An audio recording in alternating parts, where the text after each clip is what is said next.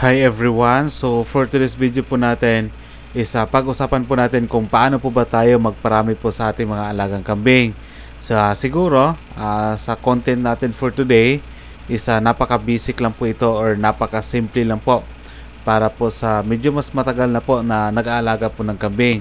Alam nyo, napakabilis lang pong dumami po sa ating mga alagang kambing kasi yung isang kambing po kasi pwede po sa mga anak ng dalawa, minsan may tatlo pa at kung minsan mayroon din pong isa.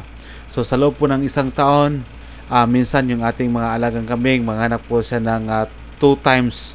So kung titingnan po natin sa loob din po ng 2 taon, kung kukunin po natin yung average po, pwede po siya manganak ng 3 to 4 times yung ating mga alagang kambing.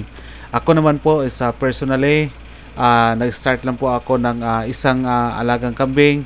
Tapos nakaipon po tayo, so nagdagdag po tayo ng 2. So nagiging 3 na po siya. Tapos nakaraang mga ilang buwan, nagdagdag po tayo ng 2 din po. So nagiging 5 lang po siya. Pero kung nakikita po natin sa ating video po natin today, hindi po natin akalain po na nagsimula lang po tayo sa 5 inahing kambing. At ngayon naman po, ang dami na po nila. So nagsimula lang po tayo ng maliit na puhunan. At after how many years po sa pag-aalaga po ng kambing, minsan po sa isang araw mayroon pong 2 na sabay-sabay nanganganak, may 3 po at minsan mayroon pong 5 na sabay po silang nanganganak po. Kasi ang ginagawa ko po kasi halimbawa kung mayroon pong manganak po sa ating mga inahing kambing, halimbawa kung manganak po sila ng duling or yung mga babaeng kambing, hindi ko po siya binibinta. Kasi yung mga babaeng kambing kasi, yun po yung magparami po sa ating mga alaga, and at the same time po sila po yung magbibigay po para po mag-increase din po yung ating profit po. Yung binibinta ko lang po, yun po yung mga backling o yung mga lalaking kambing para maiwasan po natin yung mga inbreeding sa ating mga alagang kambing. Kasi yung inbreeding po kasi napakapangit yon. Kasi po yung ating alagang kambing napakabilis po nilang magkasakit. Tapos ang tagal po nilang lumaki po sa ating mga alagang kambing. Kaya yung binibinta lang po natin, yun po yung mga lalaking kambing. Pero alam nyo, sa ilang taon ko na po yung pag-aalaga po ng kambing, na-realize ko po na hindi lang po pala yung pagpaparami po ng kambing yung focus po tayo.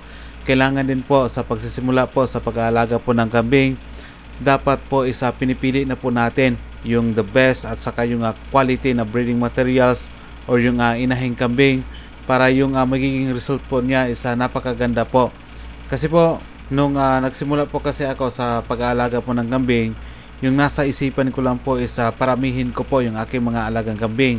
Kaya yung ginagawa ko kung mayroon akong makita na mga dumalagang kambing, binibili ko siya agad. So hindi ko na tinitingnan kung ano yung quality po ng pang breeding materials. So yun yung pagkakamali ko po nung nagsisimula po ako sa pag-aalaga po ng kambing. At kung nakikita po ninyo sa ating video po natin for today, medyo hindi po masyadong maganda po yung ating quality po sa ating mga alagang kambing. Kasi itong mga alaga po natin is mga native goats, mga upgraded na native goats. Kaya yung plano ko po dito is i-dispose ko po or ibinta ko po yung medyo hindi magandang quality. Tapos yung gagawin ko is bibili po ako ng may lahi ng kambing para at least naman mas kung quality po kasi yung ating inaalagaan, mas the more po yung tumataas po yung ating income po dito sa kambingan. Kasi aanhin naman po natin yung marami tayong mga alagang kambing, tapos hindi naman siya quality po. Kasi pag marami kasi yung ating mga alagang kambing, mas the more po yung managdagan or tumaas po yung ating expenses sa ating kambingan. Whereas kung pinipili po natin yung pinaka-best at saka quality na kambing, kahit hindi na po siya gaano karami po, talagang makakasigurado po tayo na at the end of the day, kung meron po tayong maibinta, masisiguro po natin yung ating kita sa ating kambingan. At kung plano po talaga natin na magparami po sa ating mga alagang kambing, dapat alam din po natin kung ano po yung mga iba't ibang klase ng mga sakit sa ating mga alagang kambing.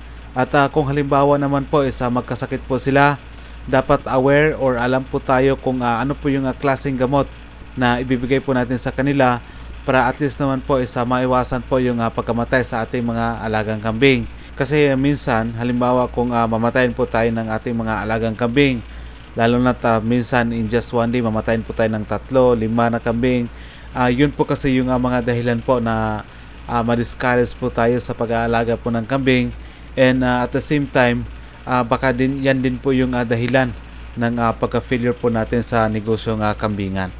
So regarding naman po sa ating content natin for today, ang pinaka-importante po kung may balak po tayo na magsimula po sa pag-alaga po ng kambing, dapat po hindi lang po tayo naka-focus kung gaano karami po yung ating alagaan, paano magparami po sa ating mga alagang kambing.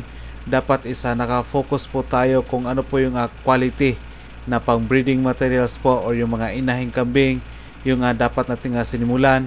Kasi kapag quality po yung ating inalagaan na kambing, masisigurado po tayo na maging successful po tayo na mga goat farmer, and of course uunlad po yung ating buhay dito po sa farming.